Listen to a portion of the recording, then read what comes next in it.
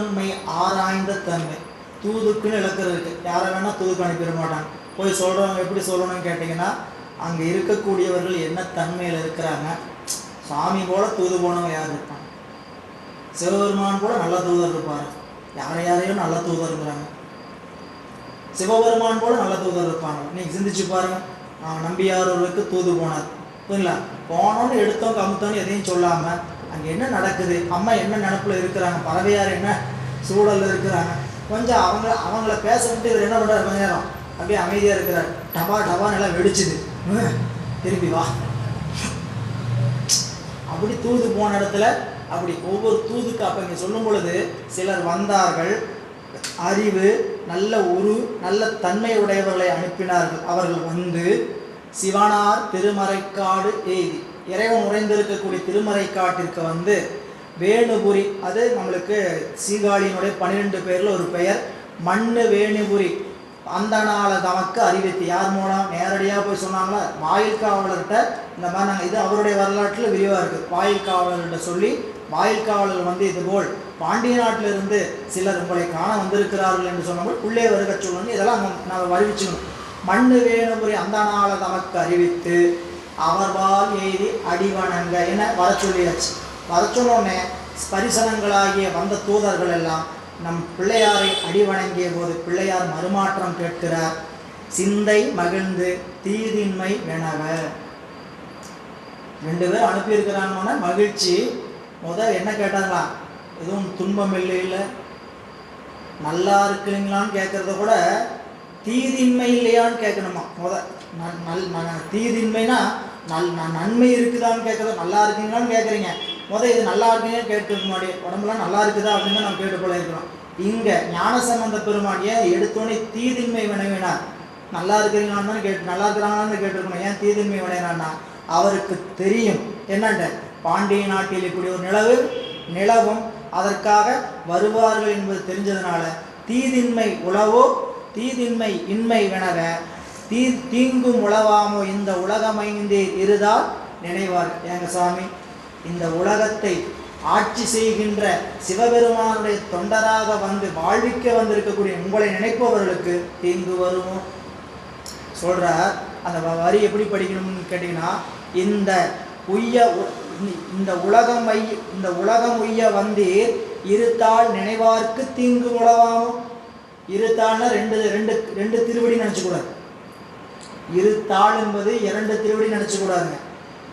உயர்ந்த திருவடி. இந்த இருங்கிற இந்த இடத்துல என்ன பொருள் கேட்டீங்கன்னா, தாழ்னாவே 2 தான் சரிங்களா. அது பன்மையிலாம் சொல்ல மாட்டாங்க. தாள் என்றாலும் என்னதுங்க, 2 தாள் தான். ஆனால் ஏன் இருத்தாள்னு தனியாக சொன்னீங்க? இதெல்லாம் சிவஞான முனிவருடைய கருணை தான். இரு செவியன், 2 செவின்னு ஏன் சொல்லணும்? எல்லாத்துக்கும் 2 தான். கொத்த கோதோடைய சுத்த போது அப்படின்னு நினச்சி அதுக்கு சொன்னால் இரு செவியன்னா முரம்போல் அகன்ற செவினர்.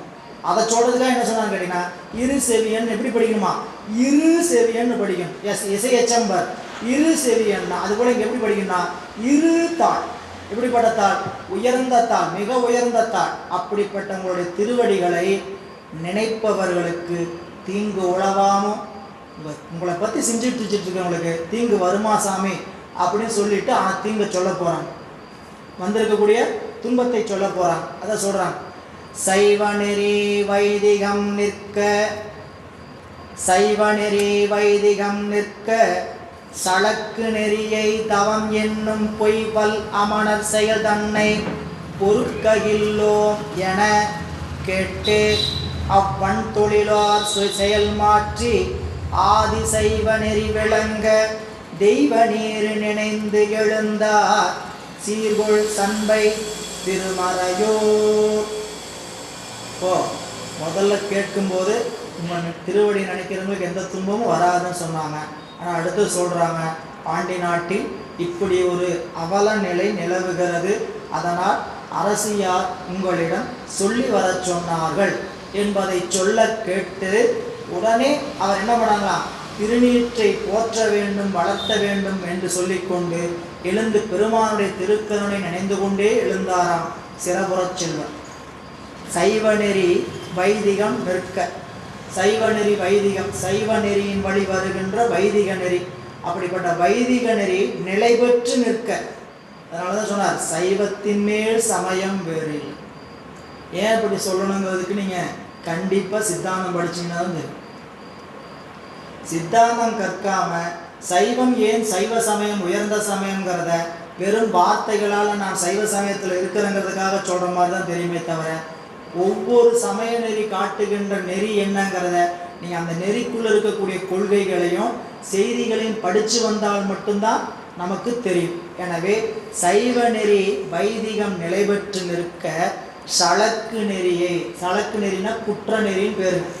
சலக்கு நெறினா குற்றமுடைய நெறி. அது நம்ம இதில் படிச்சிருப்போம்.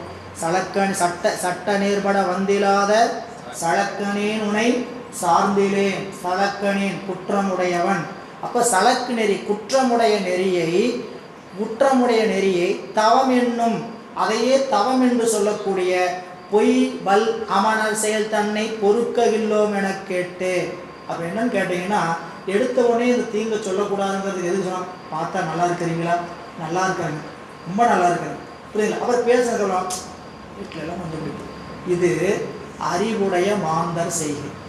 இந்த வந்தவங்க எப்படிப்பட்டவங்க, நமக்கு உடனே பிரச்சனையை சொல்லணும். கேட்டால் நல்லா இருக்கிறங்கிற வார்த்தையை சொல்கிறதுக்கு வார்த்தை பண்ணணும். நல்லா இருக்கிறீங்களா, எப்படி இருக்கிறீங்க, நல்லா இருக்கு, ஒரு குறையும் இல்லை, சரிங்களா, என்ன குறையும் விழும், சரிங்களா, இருக்கட்டும், 1000 குறை இருக்கட்டும், சரிங்களா, சொன்னதுனால சாமி அந்த நிலைப்பாடலை என்ன பண்ணுவாருங்க, அடியார்கள்ட்ட சொல்கிறதுனால தொண்டர்கள்ட்ட சொல்கிறதுனால துன்பம் எல்லாம் போகும்னு சொல்கிறார் மணிவாசன். தொண்டர்கிட்ட போய் சொல்லுங்க உங்களுடைய குறைய. தொண்டரிடத்துல குறை சொல்ல சொல்ல குறைனாடுங்க துன்பத்தை சொல்ல சொல்ல, குறைனா நீங்கள் வேறு குறையை போய் சொல்லிட்டு இருக்காதீங்க, புரியுங்களா, அந்த குறையில்லை. தொண்டரிடத்துல துன்பத்தை சொல்ல சொல்ல துன்பம் போம், அல்லல் போம், வல்வினை போம், போகா துயரம் எல்லாம் போம், புரியுங்களா, போகும். அப்படி அதைத்தான் சொல்லுங்க. அப்போ பார்த்தா துன்பத்தை சொல்லலாமா, சொல்லலாம். எப்படி, பார்த்தவுடன் சொல்லலாம், சரிங்களா. கண்டிப்பாக இப்போ தொண்டர்கிட்ட பகிர்ந்து கொண்டு நம்ம அது இறைவன்கிட்ட சொல்கிற மாதிரின்னு சொல்கிறார் மணிவாசல் பெருமான்.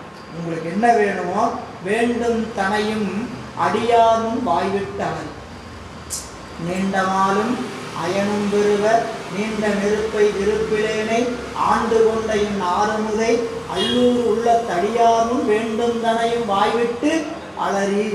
அடியார் முன் சென்று வேண்டும் தனையும் வாய்விட்டு அலறி அப்படின்னா இது சிவபெருமான்கிட்ட சொல்கிறதான்னு நினைக்கணும், புரியுங்களா. தொண்டர்கிட்ட சொன்னால் அங்கே இங்கே சொன்னால் வேகமாக அது போகுதுங்கிறதுக்காக தொண்டர்கிட்ட போய் சொல்லுன்னு சொல்லி அப்படி சொல்லக்கூடிய வழக்கம் இருக்குது. எனவே இங்கே பொய் வல்லாமனர் செயல் தம்மை பொறுக்கவில்லோம் என கேட்டு அவ்வண் தொழிலோர் செயல் மாற்றி. இதில் ஒரு குறிப்புங்க, அந்த வன் தொழிலை உடைய சமணர்களை அழித்துன்னு சொல்லலையா, அந்த வன் தொழிலாகிய சமணர்களுடைய செயலை மாற்றி.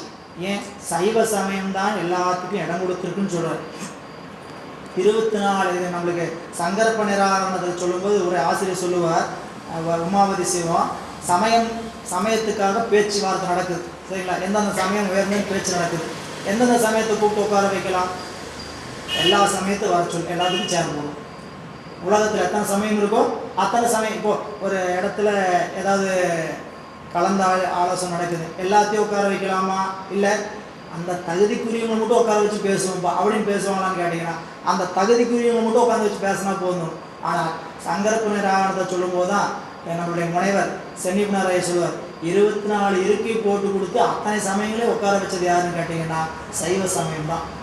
எனவே இங்கே சைவ சமயத்தினுடைய அந்த வன் தொழிலுடைய செயலை மாற்றி தான் சைவ சமயத்தை அழிக்கணும்னு நினைக்கிறாங்க இல்லைங்களா, அந்த அழிக்கணும்னு நினைக்கக்கூடிய செயலை மாற்றி ஆதி செய்வ நெறி விளங்க, சைவ நெறி விளங்கும் பொருட்டு தெய்வ நீர் நினைந்து சீர்கோள் சண்பை திருமறையோர் எழுந்தார். பெருமானுடைய திருநீற்று பெருமையை எண்ணி, ஏன்னா பாண்டி நாட்டில் போய் நடக்க போகிற பரசமய நிராகரிப்பு திருநீற்றை வச்சுதான். எனவே திருநீற்றை மனதில் எண்ணிக்கொண்டு அப்படியே பெருமான் எழுந்து, அதாவது அங்கே உட்காந்து கேட்டுட்டு இருந்தவர் உற்சாகத்தோடு எழுகிறார். இது எழுந்த போது